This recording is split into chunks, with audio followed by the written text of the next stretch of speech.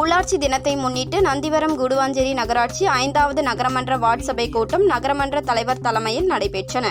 இதில் நகரமன்ற தலைவர் MKT கார்த்திக் தண்டபாணி தலைமையில் துணைத் தலைவர் வக்கீல் GK லோகநாதன், 5வது வார்டு கவுன்சிலர் ஜெயந்தி அப்பு மற்றும் நகராட்சி அதிகாரிகள் முன்னிலையில் வார்டு சபை கூட்டம் 5வது வார்டுக்கு உட்பட்ட தனியார் கல்யாண மண்டபத்தில் நடைபெற்றன.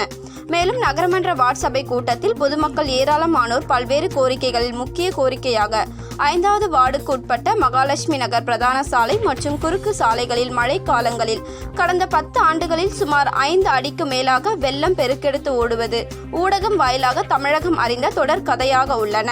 தற்பொழுது மழைக்காலம் தொடர்வதால் ஊடக உதவியோடு தமிழக முதல்வரின் கவனத்திற்கு சென்று இருப்பதால் கடந்த சில தினங்களாக அமைச்சர்கள், தலைமை செயலாளர்கள், மாவட்ட ஆட்சியர் ஆகியோர் வெள்ளத்தால் பாதிக்கக்கூடிய மகாலட்சுமி நகர் பிரதான சாலை பகுதியை முழுமையாக தொடர் ஆய்வு செய்து மழை வெள்ளத்தை எப்படி எதிர்கொள்வது குறித்து ஆலோசனை நடைபெற்று வருகிறது.